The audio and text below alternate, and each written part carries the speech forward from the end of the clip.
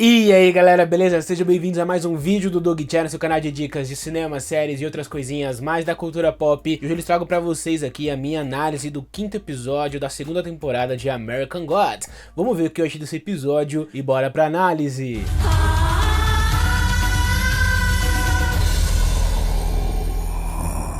E antes de continuar com esse vídeo, baixa um pouquinho aqui e se inscreva no canal, é sério, é muito importante, ajuda a gente a chegar aí ao alto e avante e infinito e além. Então baixa um pouquinho aqui e se inscreva. E vamos falar desse quinto episódio de American Gods que, mais uma vez, meu querido, que episódio! E apesar desse meu sorriso, foi um episódio extremamente pesado. De novo, mais uma vez, e isso é simplesmente fantástico. O que esse episódio trouxe, além de múltiplas culturas, múltiplos deuses, criaturas, espíritos e fantasmas até, ele trouxe mais uma camada social fortíssima e avançamos sim na história. Eu vou começar com a cena do início mesmo do episódio, lá do Will Frog James, né, cara, sendo torturado, enforcado e assassinado. Se você não tá ligado, se você achou que isso é ficcional, sinto lhe informar que não é. Isso aconteceu em 1909, em um linchamento público que pelo jeito os Estados Unidos adorava fazer.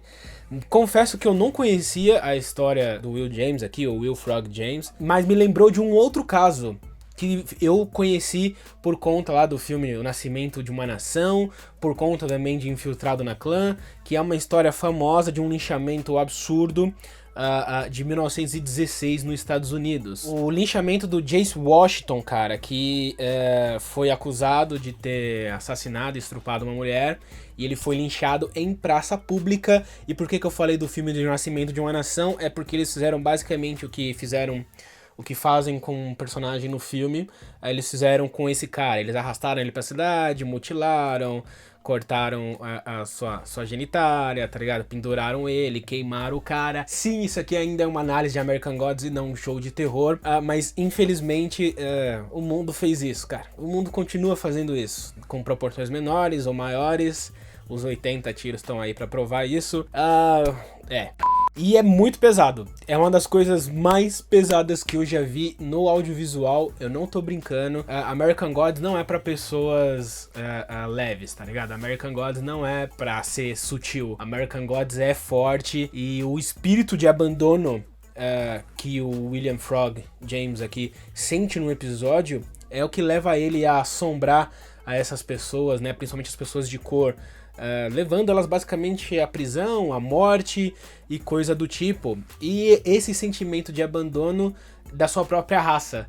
Ele não ficou com ódio dos brancos, porque era o que os brancos faziam, né, naquela época. Ele ficou com ódio da sua própria raça de não ter defendido, de sentir desamparado, sabe?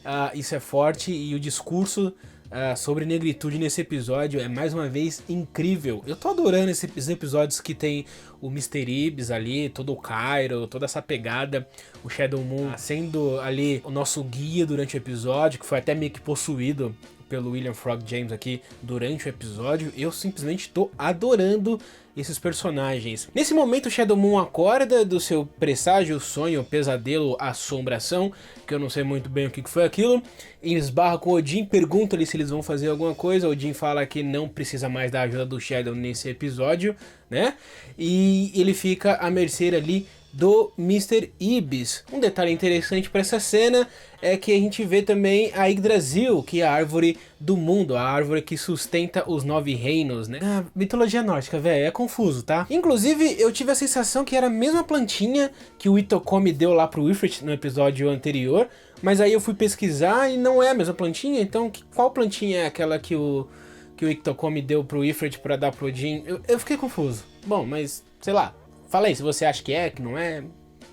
Enquanto isso, Odin vai de encontro ao Ifrit e o Salim Not Salim para poder pegar a sua lança. E o mais legal é que a gente percebe que a lança do Odin que precisa de reparos, não só físicos, mas das suas runas, ou seja, as runas que são a magia do mundo nórdico, né? E a gente percebe também que a motinha do Salim Not Salim não é simplesmente uma moto. É o Hideshvil, que eu acho que é assim que se pronuncia, que é o javali da deusa Freya, da mitologia nórdica, que é basicamente um javali de batalha dela. E às vezes amante, como o Odin fala durante o episódio. E também, durante essa cena, a gente acompanha um pouco da descrença de um Ifrit, né? Um Ifrit que decidiu não se juntar à religião islâmica e passou a ser um herege. E por isso ele não confia ou não crê em nenhum deus. E aí ele fica falando com o Salim: e por que você acredita nesse deus ainda?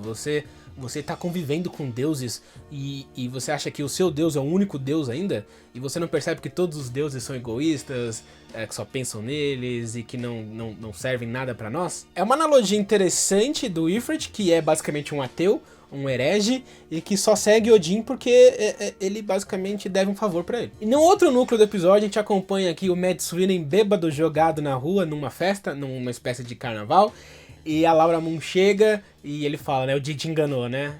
Aí ela fala, só não diga que eu te avisei, mas ele já falou. E eles vão de encontro ao Barão Sammed, que é basicamente um espírito, ele diz que é um demônio, né, mas é um espírito ligado muito à morte e à luxúria e procriação e muitas coisas do tipo, que faz parte dos Loa, que são espíritos que dá pra fazer uma associação muito grande com orixás, porque eles são divindades que estão entre um deus, tá ligado? E eles são basicamente seres superiores, mas que estão ligados a coisas mundanas e humanas e tal. Então são espíritos, criaturas que podem ser confundidas com demônios, mas é porque eles têm associação com morte, tá ligado? Mas não necessariamente eles são espíritos negativos.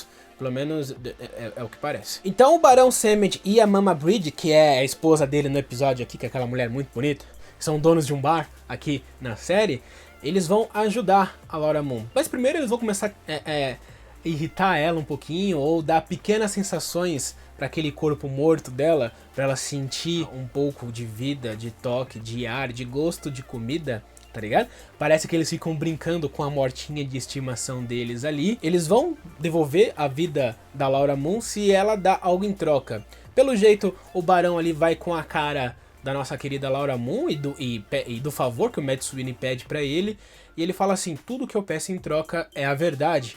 Porque ele sabe basicamente que a Laura Moon é uma egoísta, filha de uma mãe que não consegue falar a verdade. Nem ela sabe qual é a verdade. Ela vivia em angústia na sua vida, tá ligado? E ela sempre mentiu pra ela mesma e pros outros. Por exemplo, dizendo que amava o Shadow Moon, falando que queria voltar pro Shadow Moon e fazer de tudo pra voltar à vida, pra ficar com o Shadow Moon. Na verdade, a Laura nunca foi uma pessoa muito amorosa e que ligava pra outras pessoas, né? Enquanto o Barão Sammed, né, que tá ali fazendo a sua mágica, o seu feitiço, a sua poção de ressurreição, a esposa dele tá lá andando em cima, ouvindo uns tambores, junto com o personagem do Mad Sweeney, cara. O que é interessante, porque se você pesquisar um pouco sobre esses personagens de voodoo, você vai entender que os tambores são forma de reverenciá-los, né? Que oferendas, inclusive, como charuto, bebidas, inclusive, por isso que eu fiz a ligação com orixás, é muito forte, né? Isso também é uma forma de louvá-los, né? De dar glória e coisa do tipo. A cultura voodoo sendo explorada de um jeito bacana em American Gods, e o mais legal, porque eles são deuses da luxúria, eles são deuses da morte, da fertilidade, ou espíritos, né? Porque na verdade não são deuses, é muito confuso, tá, gente? Mitologia não é um negócio muito certo.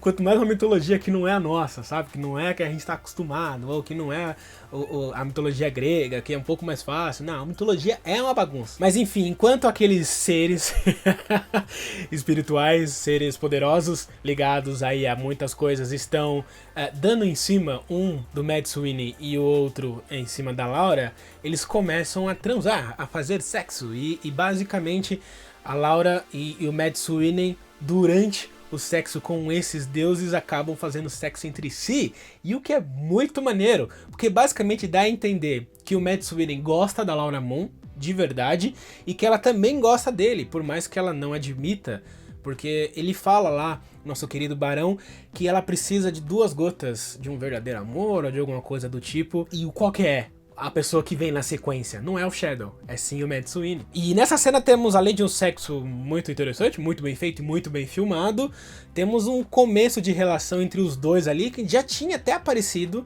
quando o Mad Sweeney usou aquele meio que teletransporte dele lá.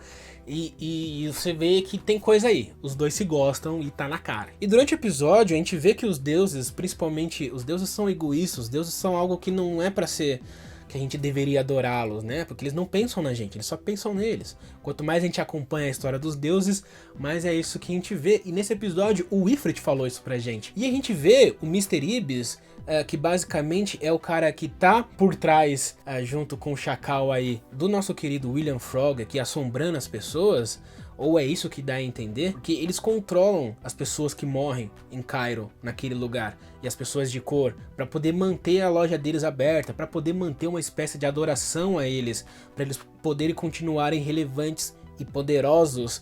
Ou seja, por mais que todo aquele discurso do episódio passado do Mr. Nance com a Bilquis e o Ibis falando que os negros estão sofrendo e coisa do tipo, aqui o Mr. Nance inclusive fala pro Ibis, ó, você tá matando meus adoradores, isso não pode acontecer. E aí fica um clima meio tenso, mas logo no fim do episódio tá ali Odin, Mr. Nance e o Sr. Ibis bebendo. Basicamente há uma espécie de uma aliança formada entre eles. Ou eles entraram num acordo do que foi feito, o que está sendo feito nessa cidade por esses dois deuses egípcios, ou sei lá o que tá acontecendo, eu interpretei tudo errado nesse episódio. Mas é o que dá a entender, ou seja, não tem nenhum deus que é puramente bom, tá ligado? O Mr. Nance é o que mais se importa, talvez, com a humanidade, ou pelo menos com os seus, né, com os negros, mas ao mesmo tempo, sabe, ele aceita certas coisas para que eles formem alianças, para que eles continuem poderosos. O Mr. Ibis e o Mr. Chacal, eles vão pra guerra com Odin, pelo menos é o que deu a entender, e o Shadow Moon tá aqui pra lembrar a gente que nós somos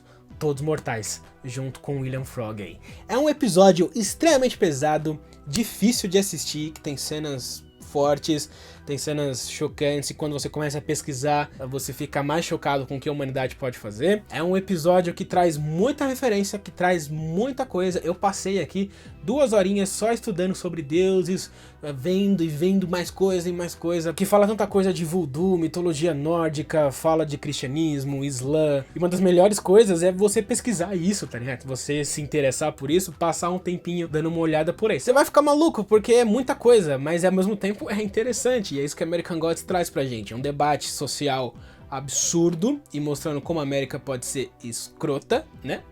E também de você poder conhecer outras culturas aí do mundo, outras religiões, outros deuses, outras criaturas, outros cultos, enfim. Adorei, simplesmente, mas comenta aqui o que você achou desse episódio, eu quero saber a sua opinião, comenta aqui, vou ficar de olho e pretendo responder todo mundo, vai lá, comenta aí, por favor. E não se esqueça que minhas redes sociais estão aparecendo aqui nesse momento, estão na descrição também, Facebook, Twitter e Instagram. Passa lá pra gente trocar uma ideia, pra gente ficar Mac, pra gente ficar legal, e no mais, galera, beijo na bunda, até a próxima, like, compartilha, e tchau!